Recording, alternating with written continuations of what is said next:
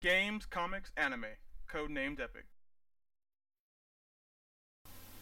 Hello and welcome to Codenamed Epic's Off Topic. I'm your host Kirby Kid. And this is Black Superman. And today we're going to be talking about some things that matter to comic people. Things that matter to comic people. Well, let's start. Let's see. What matters to comic people today? Well, I think the new info on the new DC Nation and Marvel Universe, it's hard to get them mixed up because they use the words interchangeably. Yeah, it really is true. The Marvel block and the DC block on their respective channels, and also the moral question that everyone deals with, and that's killing villains, whether or not it's good or not. Yeah, now, as far as the DC block and the Marvel block go, they're really kind of short right now. Yeah. However, as we found out at WonderCon, they're going to get really long, actually. DC is going to be adding 2 more shows. The SBFFs, which is Super Best Friends Forever, Supergirl, Wonder Girl, and Batgirl are going to be teaming up. And then they're also going to do a new Batman show. It's a CGI Batman show. Not really too keen on the art, but the show itself looks like it's going to be pretty cool. Right. As far as Marvel, there's a new show coming on, actually in a couple weeks, the Ultimate Spiderman series, his Amazing Friends, which looks actually pretty good. If you were at WonderCon, you got to see the first episode. Unfortunately, and for obvious reasons, we weren't allowed to record it, but it was pretty good. And they showed us a rough preview of a show that's coming out next year called Hulk and the Agents of S.M.A.S.H. And S.M.A.S.H is like an acronym like S.H.I.E.L.D. It was really awesome. It's like the mix between like a reality TV show and the Hulk. And it makes it awesome just because it's the Hulk. Right, and Hulk.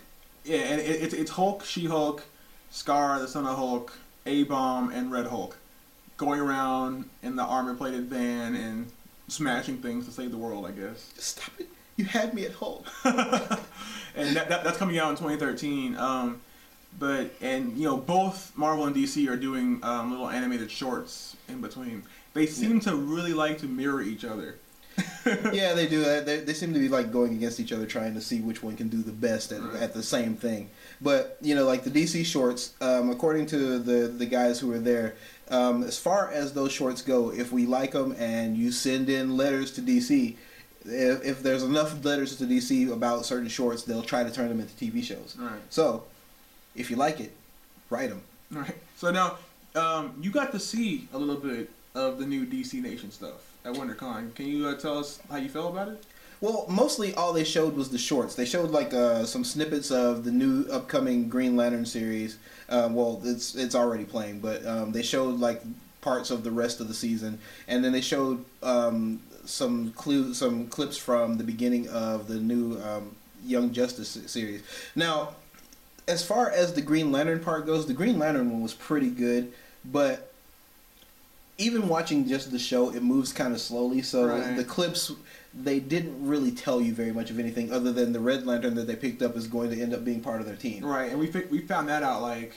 last episode. Yeah, a couple of days, actually the day before maybe. Yeah, actually yeah, the day before. Before we found that out. The Marvel one was, by comparison, a little better because Marvel was really trying hard to put the other publisher, as they called it, in their place during WonderCon. The first episode of Earth's Mightiest Heroes Season 2, which guest stars the Fantastic Four, and of course they're fighting Doctor Doom because, who else do they fight? Was pretty cool. A lot of great stuff happening in that episode. Don't want to spoil it for you, but it's pretty cool. And seeing Ben Grimm and the Hulk hate each other, it's hilarious. Ben Grimm and the Hulk should always hate each other. Yeah. People should just hate the Fantastic Four. Right. Actually. Yeah, they are kind of terrible. Terrible and bad. But it's funny how like basically they fight over a card game, which is hilarious. The Ultimate Spider-Man is going to take some getting used to. I know Spider-Man jokes a lot, but the whole flow of this series is kind of, at least for the first episode, is really jokey. Yeah, and the whole bang flip thing. Right, but there's also like this there's a part where like Spider-Man fights a villain who I won't name, and then Nick Fury says, Captain America would have done it better, and it cuts to a scene of Cap just throwing his shield one time, it bouncing off and knocking him out. It was really funny, but like I don't know if they're going to keep going on with that, if it's going to be a constant theme.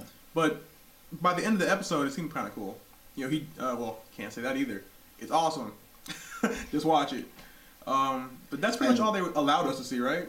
Yeah, that's pretty much it. I mean, like the Young Justice stuff. They showed a few clips of a few things that are going to be coming up. Like Superboy is going to be fighting a clone of himself, but I think that's actually coming on Saturday. Yeah.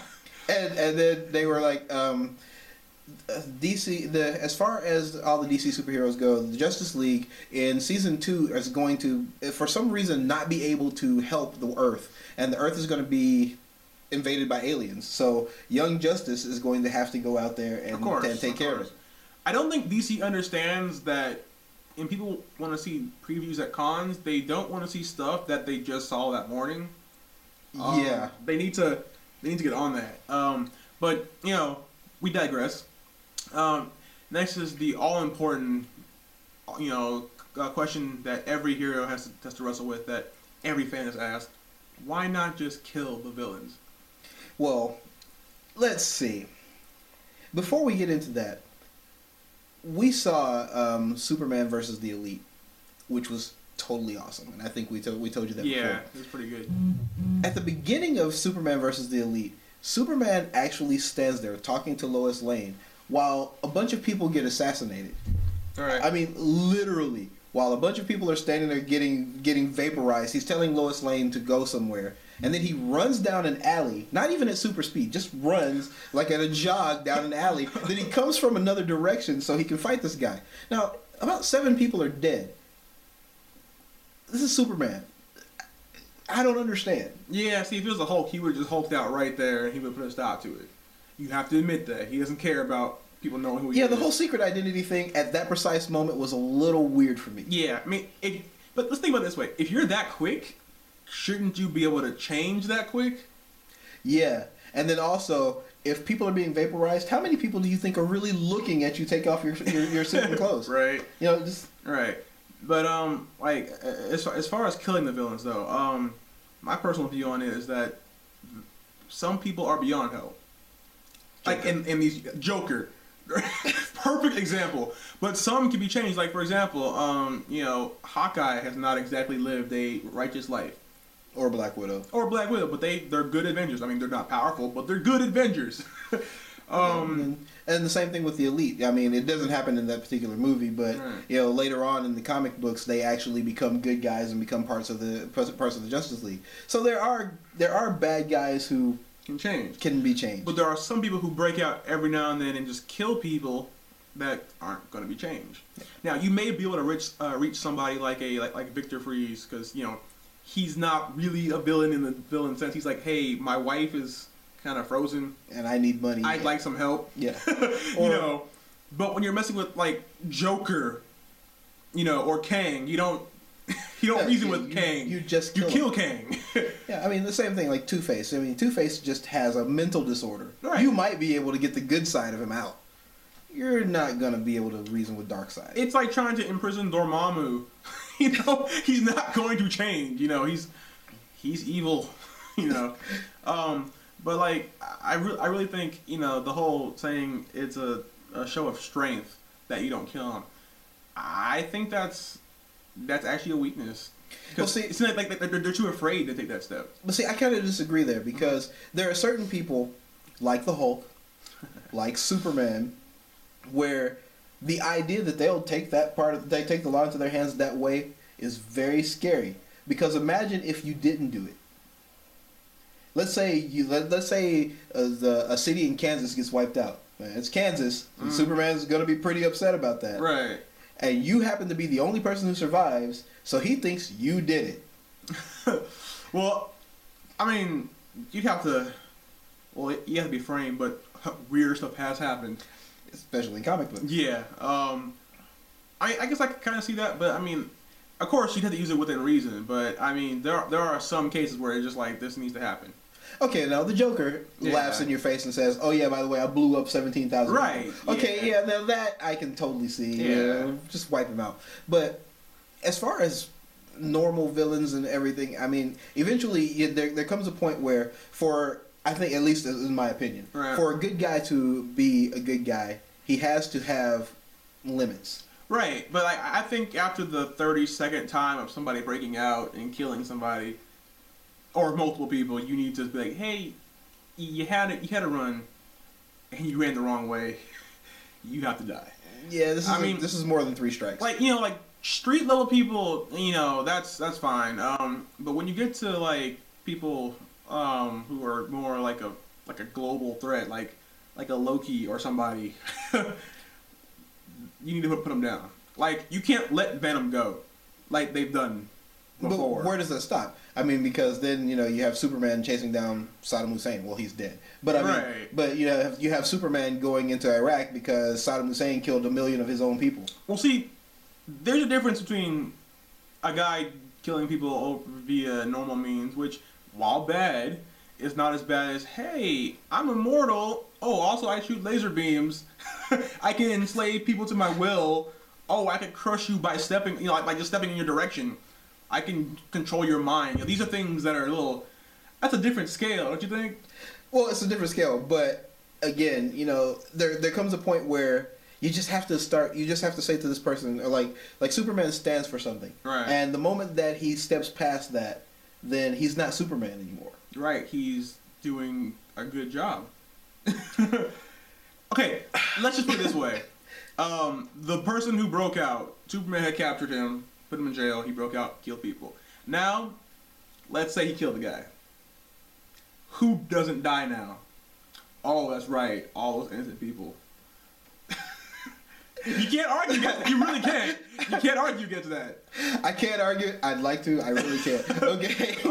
But I mean, yeah. I mean, there's a gray line because when you become judge, jury, and executioner, it just becomes who you feel, and there's no set thing. But I think what should be done is once the heroes go through all the trouble of capturing them, the law should say, hey, if a normal dude walks into a school and does this, he's getting killed. Yeah, that's true. You lifted San Francisco up and threw it into the moon. And we're going to put you in jail for 10 years? No. Okay, yeah. No, fair enough. If say the president were to call up Superman on his Superman hotline, which he doesn't have, but he should have, and said, let's just blow the atomic skull up. Yeah. And then Superman should feel totally okay with going out there and be like, you know what? I've been told to eliminate you. Bye-bye. It's like you can't. Not everyone can be reasonable with it. Not everyone should get a second chance because third and fourth chance, I guess. You get one chance. You get one shot to change, and if you don't change, stop blowing up our towns, please. Yeah, well, the Joker's got more than. Yeah, Joker's. Yeah, he needs Batman. You need to pick up that slack. You need to kill Joker. He needs to die. Or at least stop saving him when he's about to fall off a building. Yeah. I mean, you don't have to kill him. Just let him die. Let nature take its course. Okay. So I think we've I mean like every conversation on this, I'm sure around every nerd table in the world, there's never an answer. There's not. There's always two sides to it, and even when you agree that someone should die, you can't agree when someone should make the choice. And you can't agree on the rule as a general. So I guess we'll just keep debating it till the end of time. Which will make for more off topics. Right, exactly. So this is Kirby Kid. And this is Black Superman. And signing off.